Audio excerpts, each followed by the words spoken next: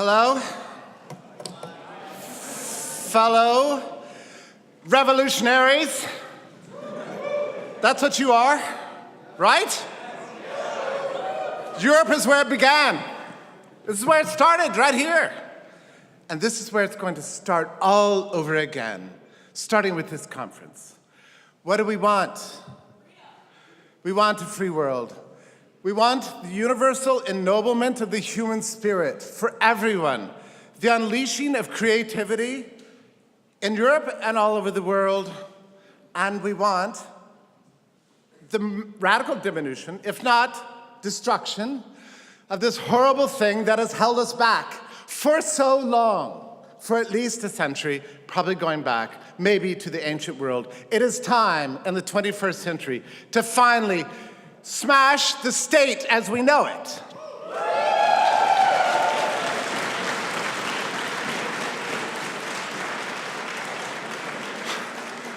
We do need to understand that we are different. We are not like them. We have a different view of the world. We watch our political systems every day. We see what's happening in the world. We know that we are living in times of enormous change, great upheaval. Today is not like it was 10 years ago, to say nothing of 20 years ago. We live in different times. You have inhabited a different world. You have new technologies. You live a different way. You see the world in a different way. This is not an illusion. This is what is true. The life that you see before you, that you live every day, can belong to everyone in the world. But we have a job to do. We have to wipe out the old. We have to destroy the institutions that have grown up around us, that are holding us back and holding everyone back. The political parties, the cronies, the permanent bureaucracies, the propagandists of statism and evil. We can do it. We can do it in the 21st century. I think this is our destiny. But it is not predetermined. It is not baked into the cake. It is not in the cards. It is for us to win, but I think we have to win the intellectual struggle, and I strongly believe that it begins here tonight. And the very first step, I believe, is thoroughly understanding who you are and the tradition that you inhabit, that you represent. To have a greater consciousness of the job you have to do, to realize what has fallen on your shoulders, and be sure of this: there is a reason you are here tonight. It's true. Not everyone is like you. There is something special about each of you. You have something strange in your head. You have caught a bug. You have like a virus. It is a good virus. You believe in freedom. You believe in liberty. And you want to do something about it. Maybe you have noticed that not everybody feels the same way. Lots of people are normies, you know, as they say. But you're different. But that's good, because it means it falls to you, but also gives you profound responsibilities, as I say, to understand who you are and what history is asking of you. Now and throughout the rest of your life, you must know. You must burn it into your hearts, and you must understand. So,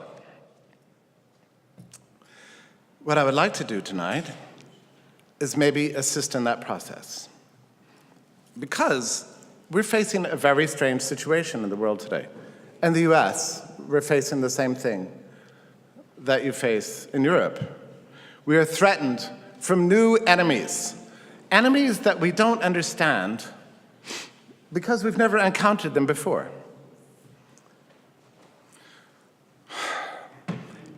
In the United States, it is very common in libertarian circles to say we are neither right nor left. You know this line. Have you heard this? Do we really believe it? Do we understand what it means?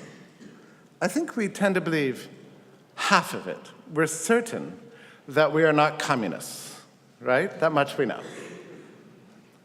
I'm a child of the Cold War. All the enemies that I knew were to my left. my professors, the media, the politicians, all the elites were all from the left. And their social democratic friends. Do you know this phrase, social democrat? Okay. Probably Europeans know better than Americans. They're like soft communists, right? So a funny thing happened after World War II. We put our institutions in their hands. We said, build something wonderful, build welfare, build regulations, control us, make the world a better place. And they sucked at it.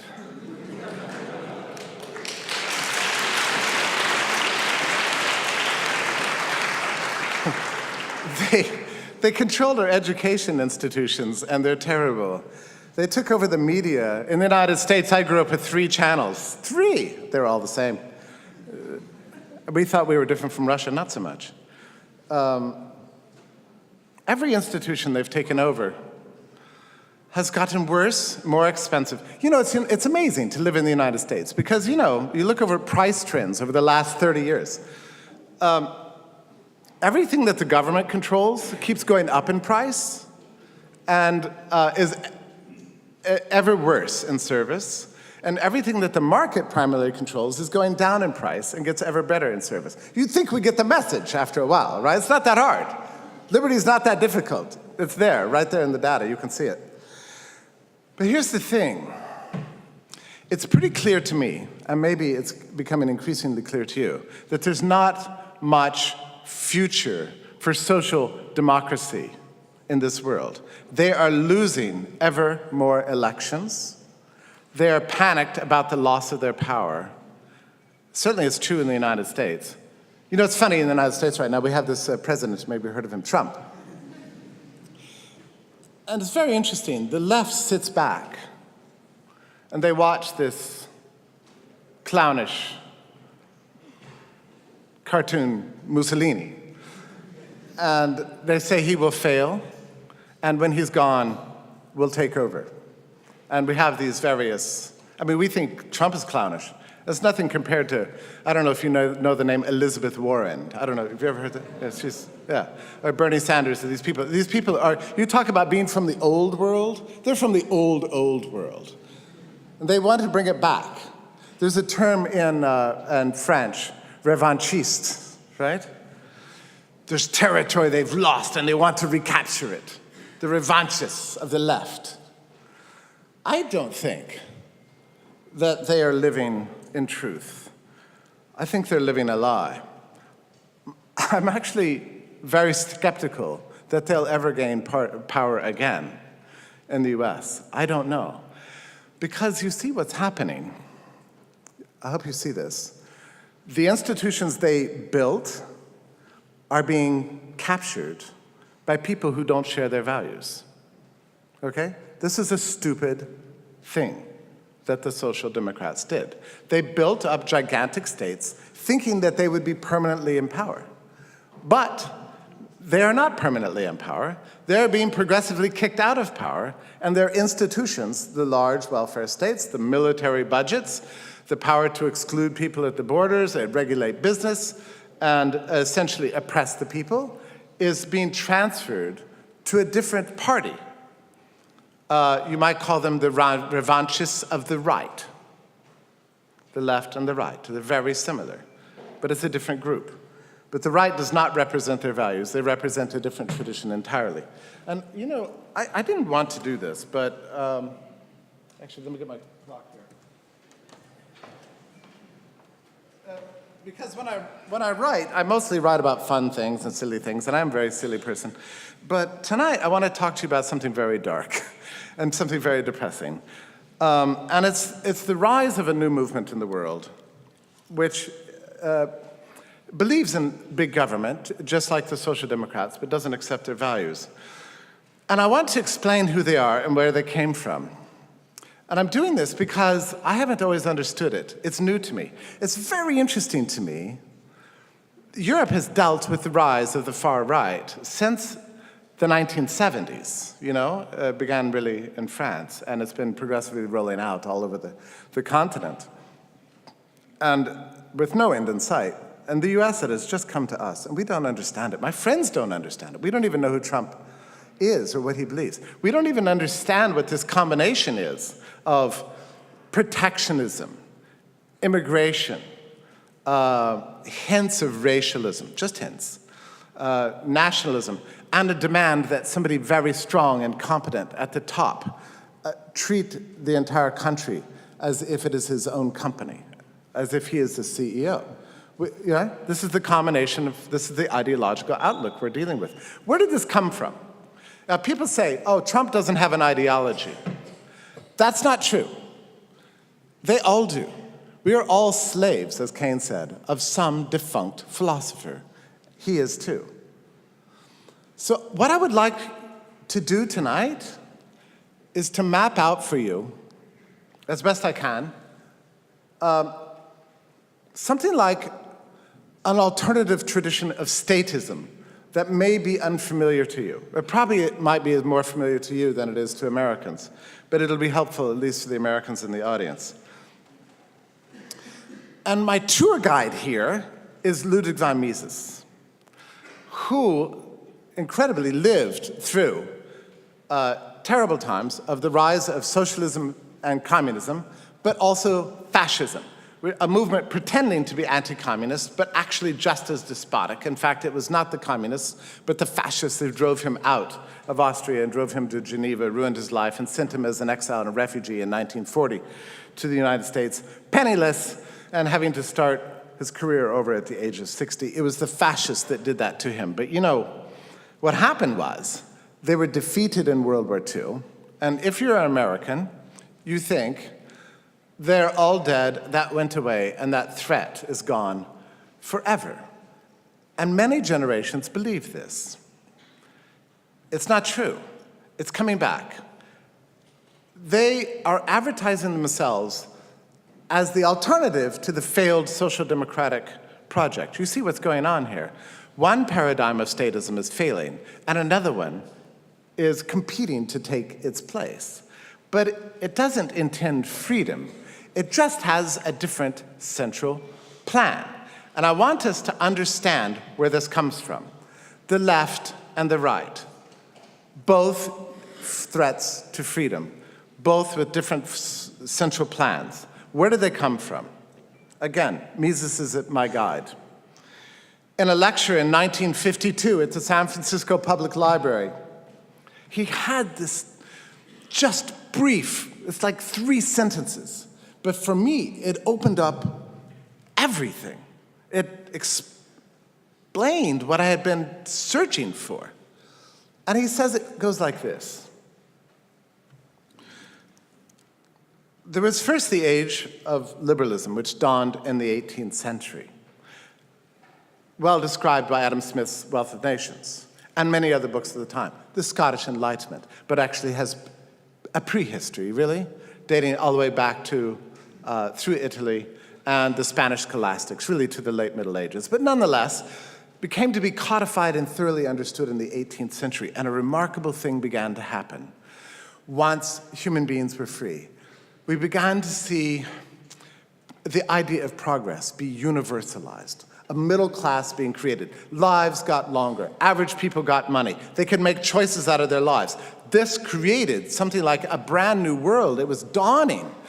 And it was changing the demographics of society. Now you could move wherever you wanted, and women can make choices, and slavery was going away. Life was changing dramatically and fundamentally. And we fool ourselves if we believe that everybody was naturally and normally happy about it. They weren't. There was already a reactionary movement had been born by the early 19th century. And Ludwig von Mises traces it all to George Friedrich Hegel. Have you read Hegel? Who here has read Hegel? Yeah, not just a few, right? I mean, I tried. Sorry. It's a little bit tricky. My friend Murray Rothbard started reading Hegel, and it derailed his research for like 2 years. He ended up writing 2 whole chapters in his History of Economic Thought about Hegel alone, because it's just such a mess. Anyway, the upshot of Hegel is that he imagined that even though the liberals, you and I, thought the world was potentially harmonious, that if we just had more trade and human rights and exchange, we could all find ways to get along and find value within each other. Even perfect strangers could trade with each other, regardless of their race, their religion, their geography even, their language. Nothing mattered anymore than just their humanity alone, and their capacity to own and trade and make choices took away from the world the struggle, the war, the bloodshed, the poverty, the despair. It could all go away and a new world could dawn. The liberals believed this. I believe this. Not everybody did. Hegel imagined that most of this was an illusion, that there's something else going on, a meta-narrative of history, something that floats above our heads, that's really controlling us, impersonal forces that were really driving history forward. And they were at war with each other, and they were clashing into each other. This is the beginning of German idealism. Actually, it began 1 generation earlier, but Hegel embodied it most profoundly. He rejected classical liberalism. His book, Elements of the Philosophy of Right, 1820, Mises described it as the beginning of the end. In it, he sums up his theory, pretty simple. You notice how all these guys, you can talk for thousands of pages, but it always comes down to the same damn thing. The state is the march of God through the world. It's always the state, right? Give me all the German idealism you want. What do you do about it? Create a big government. It's always the same story. That's the story with Hegel. It always comes down to create a big state. Stop laissez-faire. Stop this progress, this wild upheaval. Return to the state. Mises says, so he imagined a world that the world was driving progressively towards ever more state control and centralization, which obviously it wasn't, but he wanted to turn this around. Mises says that the Hegelians broke into 2 parties, the left and the right. What broke them in half? When I tell you, you will immediately understand. The left believed that the Prussian state and the Prussian church were not the ideal mechanisms to implement the new age of the total state. They thought it had to take place outside the Prussian state and the Prussian church. The Hegelian right, the right Hegelians, believed that the Prussian state and the Prussian church could be used to implement the great state that would displace laissez-faire. And Mises says that this split determined intellectual history for the rest of the 19th century, with the left Hegelians landing in, of course, Marxism, and the right Hegelians landing in the fascist tradition that culminates in the interwar period in Europe. It makes sense, doesn't it? I mean, it's a good model. I like this model. And when I first read Mises say that, it turned on a light for me. So I began to research and began to understand. Because I've always understood the left Hegelians. I mean, right? I mean, at least for me. I read Marx. You know, I read all of his predecessors and his successors. But I had not read in this alternative tradition. So I would like to just mention a few additional thinkers in this tradition to help you understand where it comes from and where it was headed, so that we can understand. Next on my list of bad guys, Thomas Carlyle, the author of the book On Heroes, Hero Worship and the Heroic in History, which popularized the great man theory of history. History is not about marginal improvements, about Adam Smith's pin factory and simple little people, the bourgeoisie going about their barbecues and baseball and all this kind of things. This is all very silly.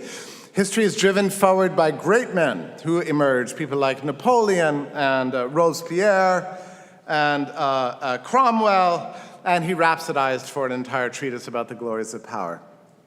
And he condemned laissez-faire for taking away from life its really biggest drama, for trying to take great men away from history. So this is what I like most about laissez-faire, right? I have no interest in this crap, actually, but some people want it. Carlyle loved it. So you know that Carlyle was the one who came up with the phrase, the dismal science. Did you know this? So he called economics the dismal science. Why? Because he said the economists imagined a world without slavery. And to Carlyle, this sounded like a nightmare. What are you going to do? No slavery? Where's the hierarchy? Where's the beauty? Where's the drama? Where's the glory? Who are you going to exploit? You're going to make everybody free? This is terrible, says Carlyle. His target was Adam Smith and the Scottish Enlightenment generally.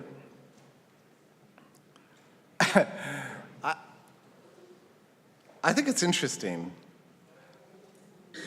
that in Hitler's last hours in the bunker, lying there peacefully, I'm sure, still at rest, requested one reading only, and it was of Carlyle, because he imagined himself to be a great man.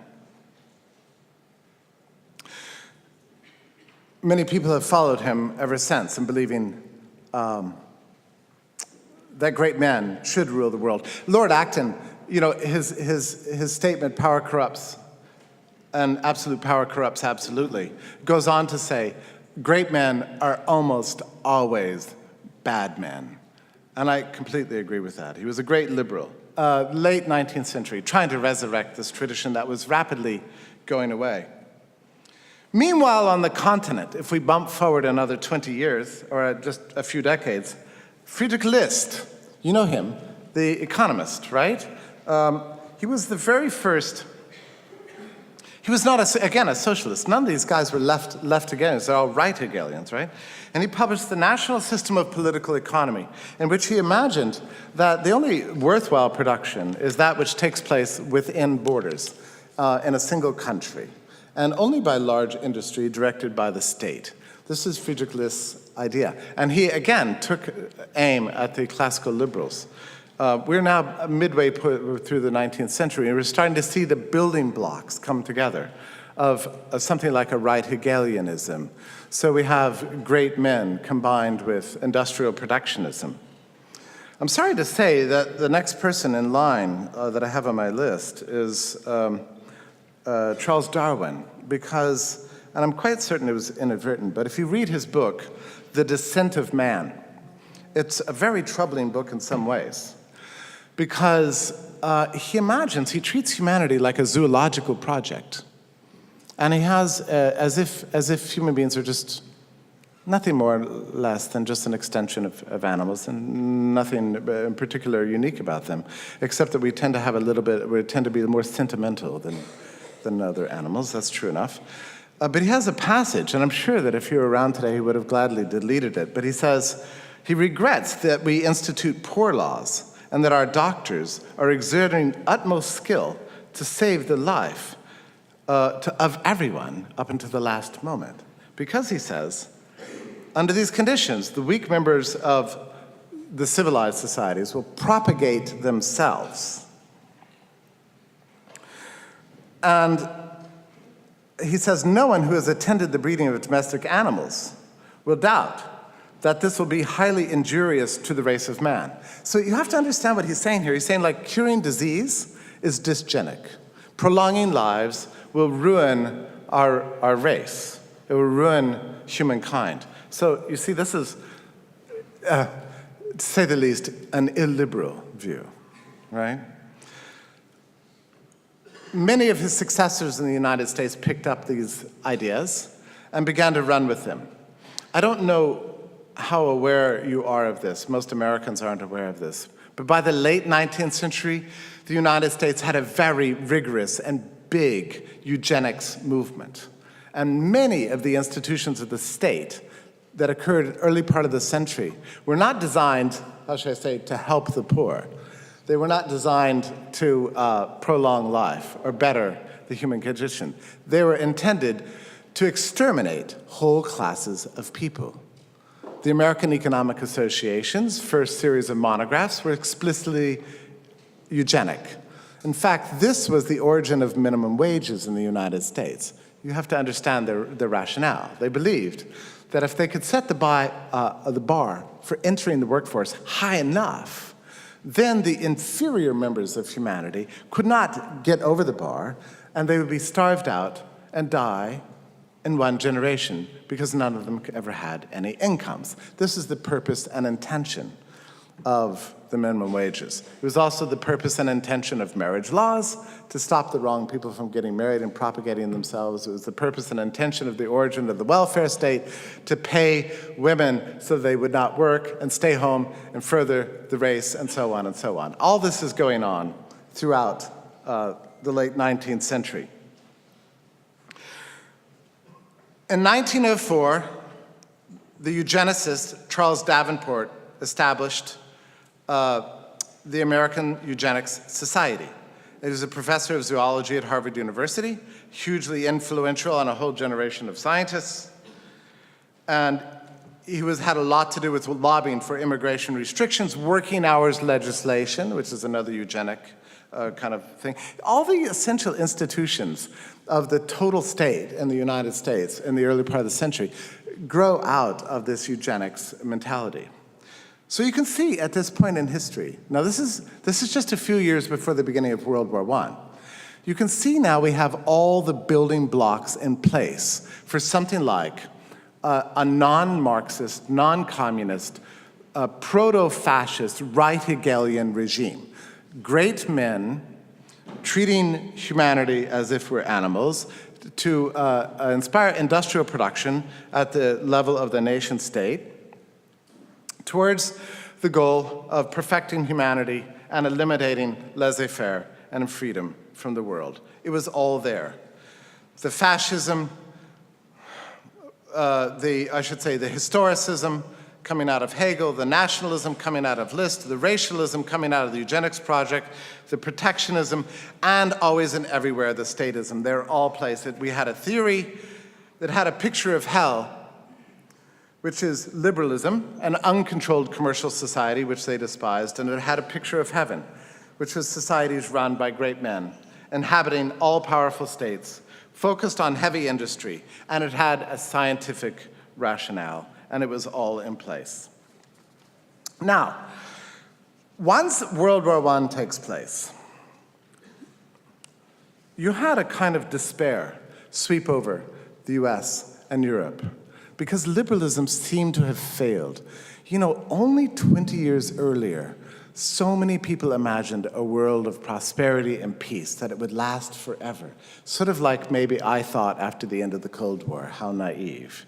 We didn't know what was coming. And then this ghastly thing happened, this world war of mass bloodshed, the first total war in history where there was no one who could escape being fodder in the wars between the states. And civilization really experienced a very hard blow. And it was at this point that the really terrible writings began to appear.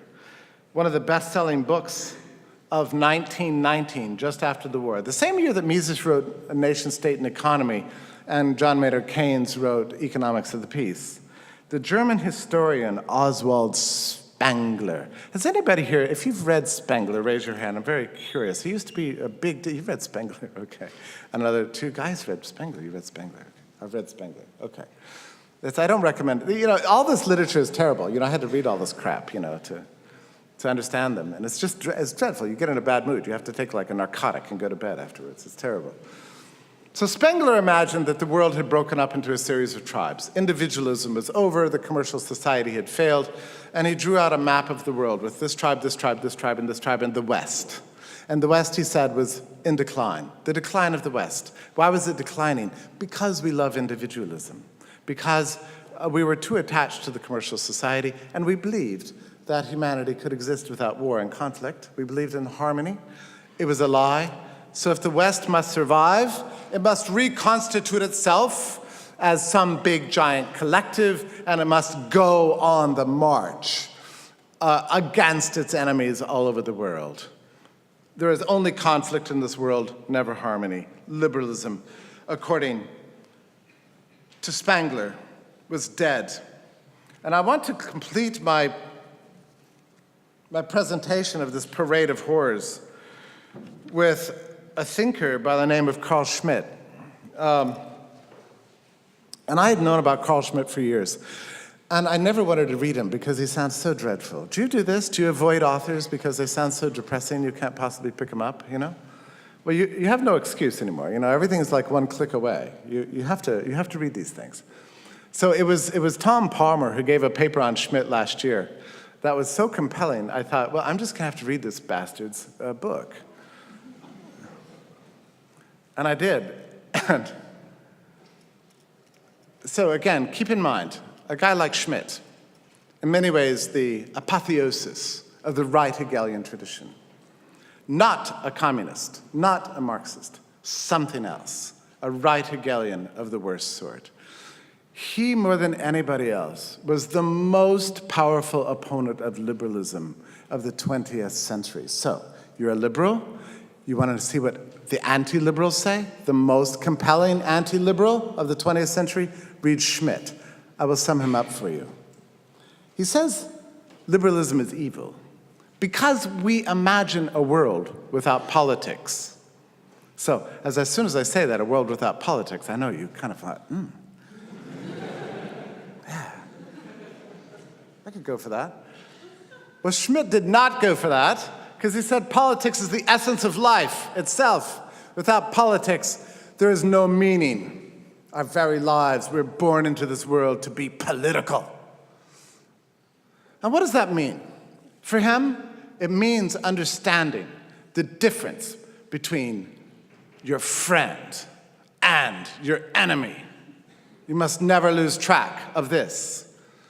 And on what basis should we choose our friends and our enemies? What is his big rationale? What is his big theory?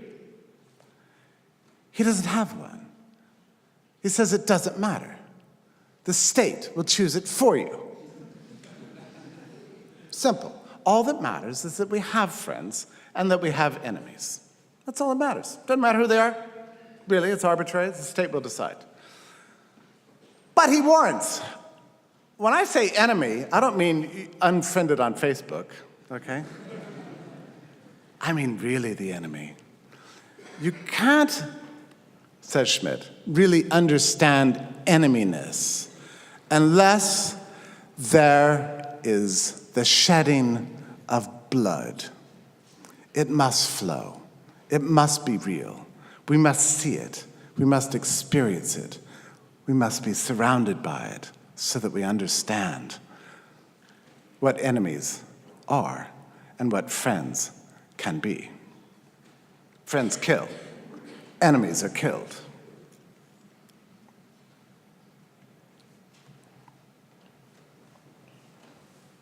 I'm sorry. Yeah.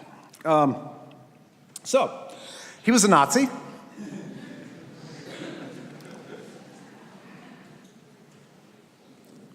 In many ways, the Holocaust was a result of his views, in many ways. It was the fulfillment of his highest dreams. Tried at Nuremberg. He said, I'm just merely an intellectual. Merely an intellectual, yeah.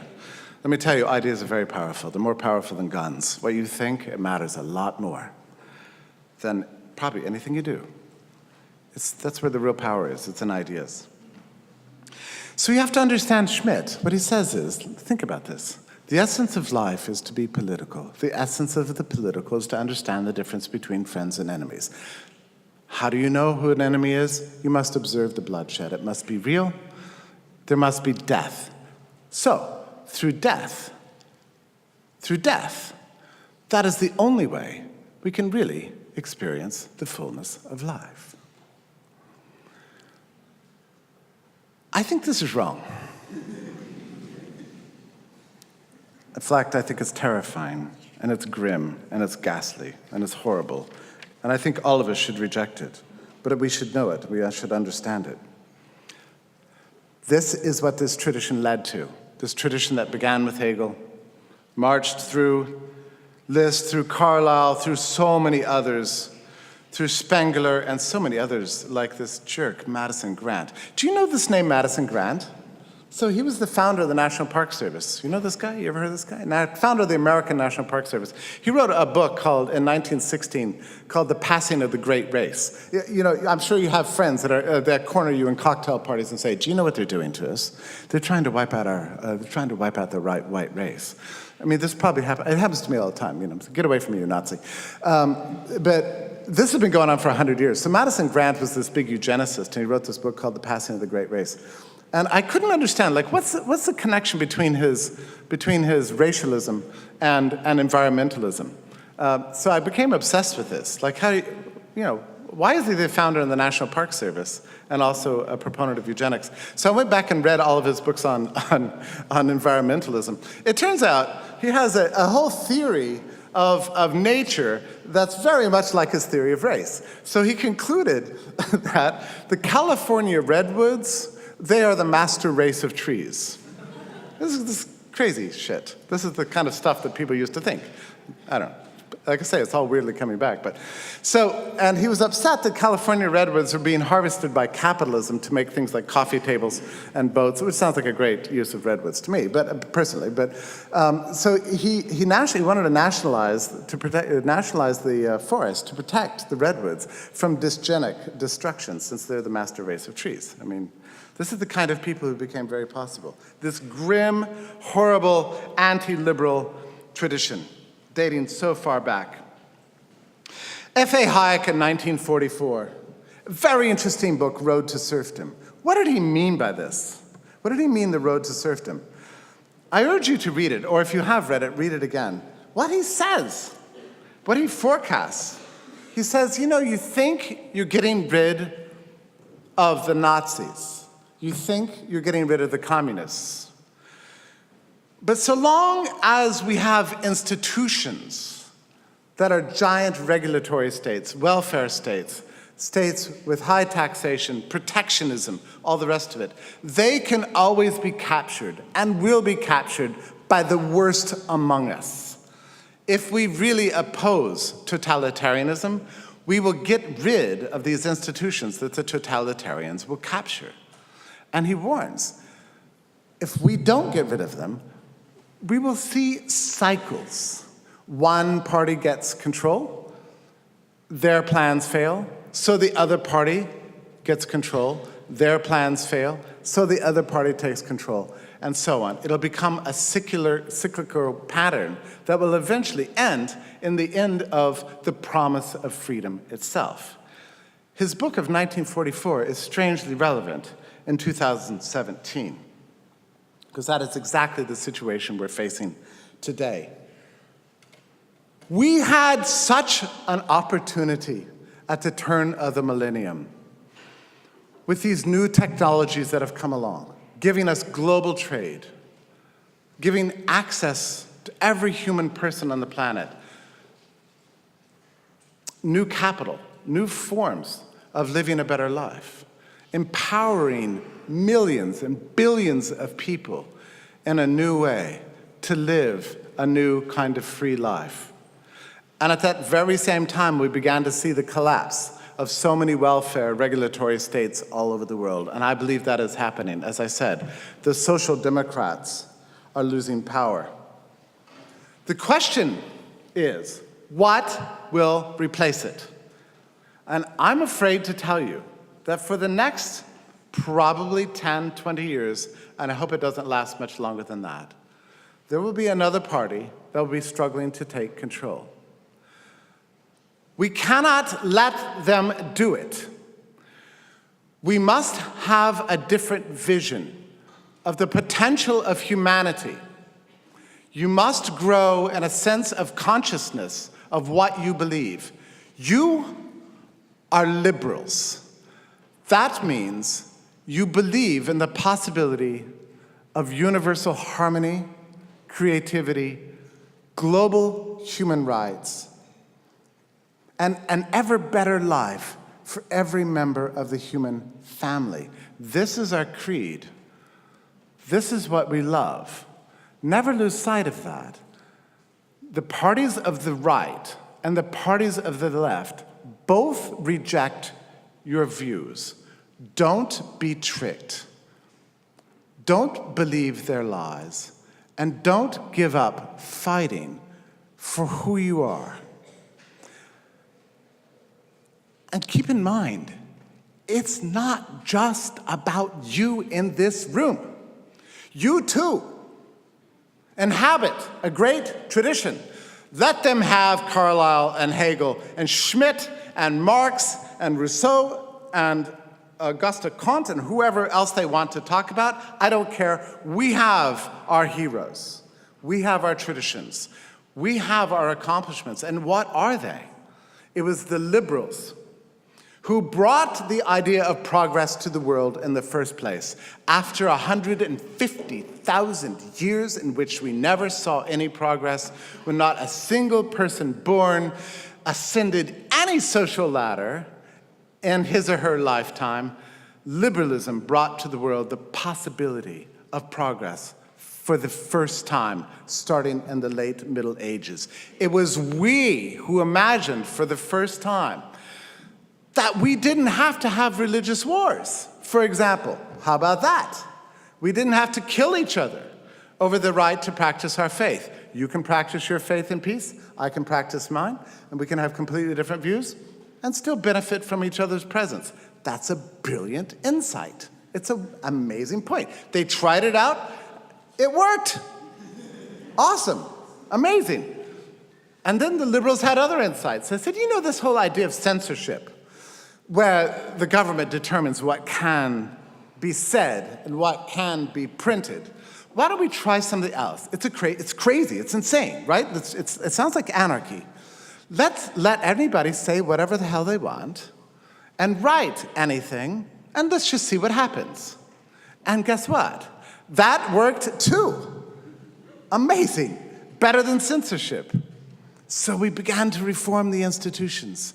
We got rid of trade barriers, and we let nations trade with each other, and we expanded the division of labor, and we learned from each other, and we helped each other, and we worked together, and we found out as a human race that we are better off trading and engaging with each other, regardless of race, language, nationality, anything else, regardless of geography. We could accomplish more together in peace and harmony as a community than we ever could under despotic states or as individuals alone. A brilliant insight, and it went further. We decided to get rid of slavery. Yes, my friends, we were the ones. The liberal tradition, we got rid of it. We abolished slavery from the world. Many people wanted to keep it. The ancients never imagined that we could live without slavery.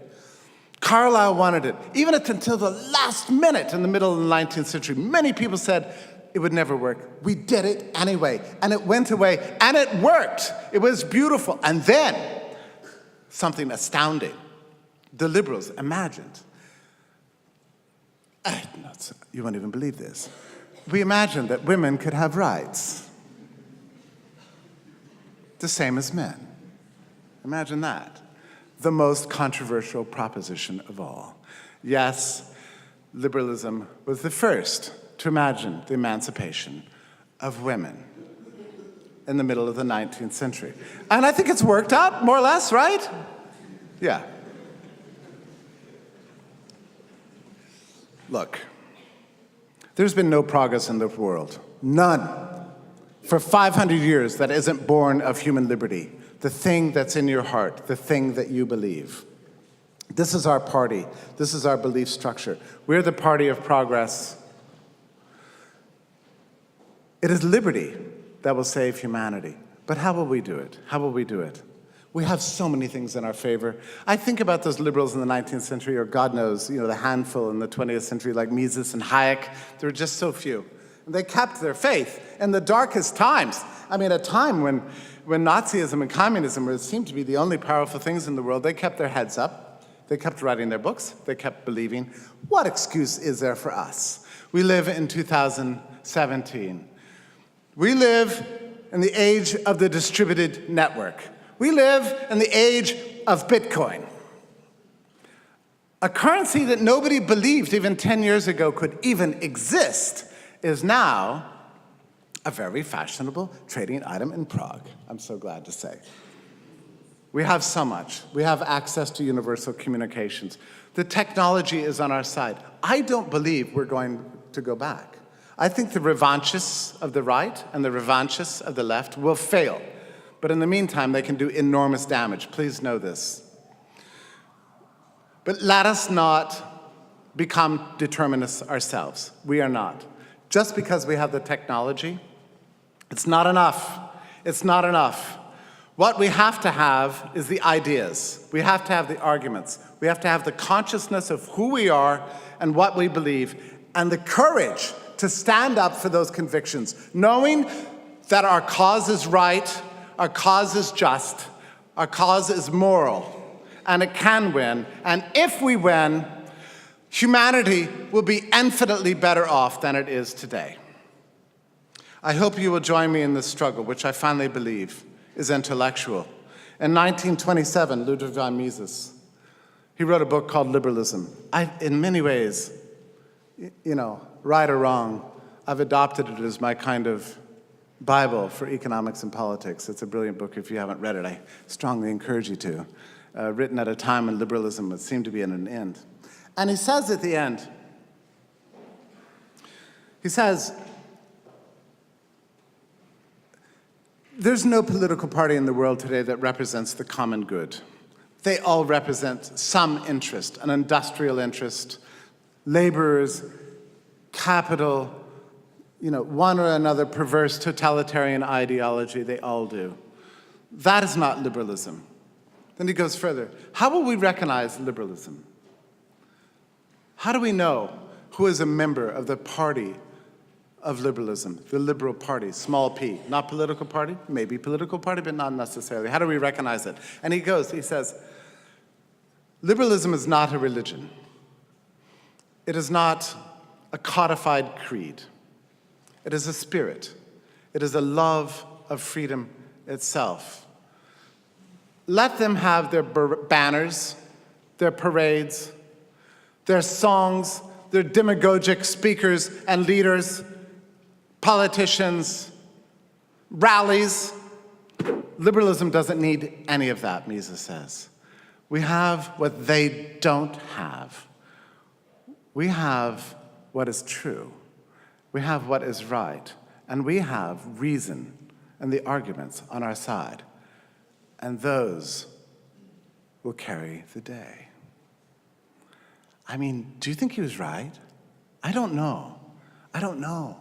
But you know what? I've decided to believe it. I've decided to believe that this is how I will recognize my friends. These are the people I want to be with in the party of liberty. They can be in this room. They can be all over across the world. Now, thank God, thank technology, we can communicate with them. We can build the party of liberty for the future. Now, what about the arguments? That, my friends, is up to you. Up to your hearts, your mouths, your courage, what you do with your life. Never think that you can't make a difference. You will. It is up to you to build a future. When you look out at a city like Prague, you see evidence of progress of 500 years, and it's a beautiful thing to see. But just remember that everything you see is in the past, and everything you see was a product of somebody's ideas. What will the future be made of? The future will be made of what you are thinking right now. It'll be built by what is in your heart and what is in your mind. So, my fellow revolutionaries, I ask you to join me in this struggle. Let's build a more beautiful world, a free world. Secula seculorum. Amen.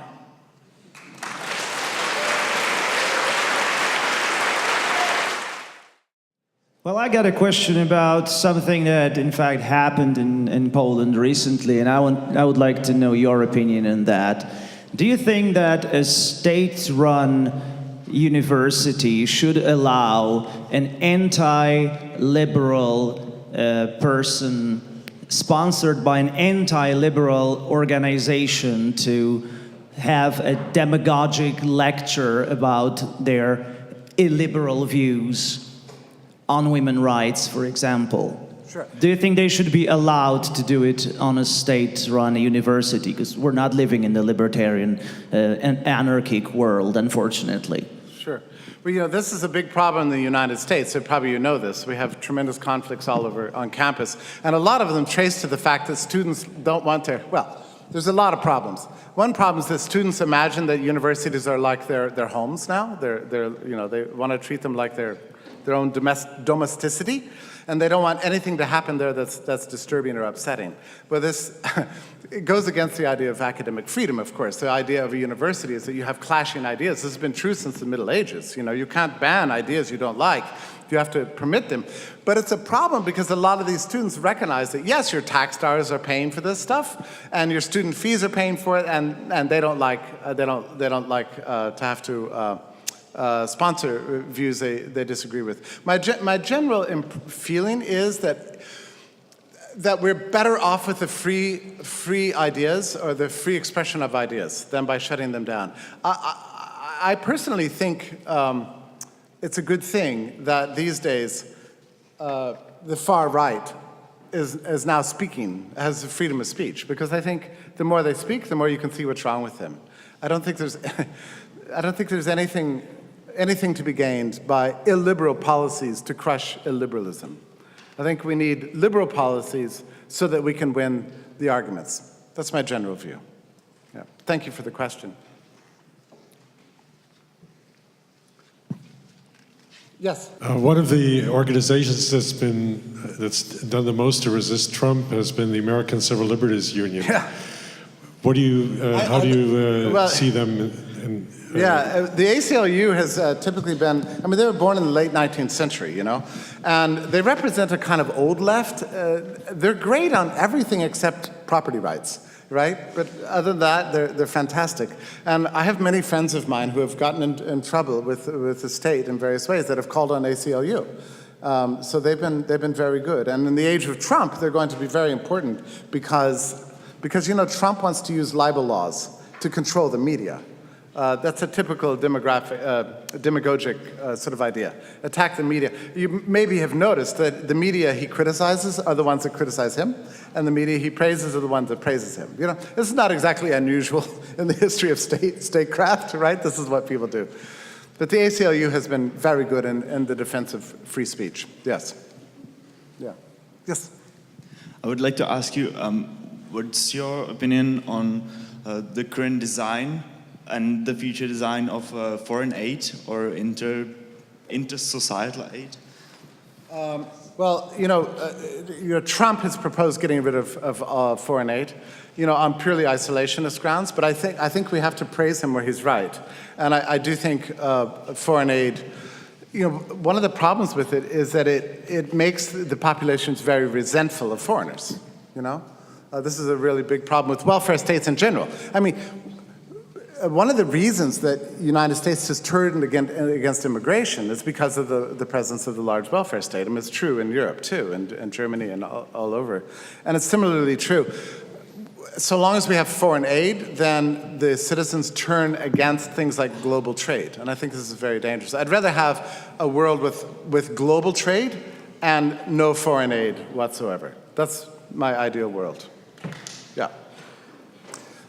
You know, one of the things I would urge you to do, we have to do, and I wanted to talk about it in my speech, it didn't really fit in, but liberals need to have a theory of nationalism, a theory of the nation. If you can look it up, there's a tremendous essay by the French legal theorist named Ernest Renan, R-E-N-A-N, called What is a Nation? And you should look it up and examine what he says about the liberal theory of nationalism. I can just quickly summarize for you. He says, the right kind of nationalism doesn't stem from race, geography, religion, or language, but rather self-determination. So your nationalism is a matter of the heart, and it's a matter of your choice. Anyway, that's a summary of his position, but it's a very beautiful and powerful essay. I think it represented, in a sense, the highest thinking in liberal circles in the late 19th century. Ernest Renan. We need to get straight on this topic really fast because of the rise of nationalism all over the world. We need to have the arguments and understand it. Yes, go ahead.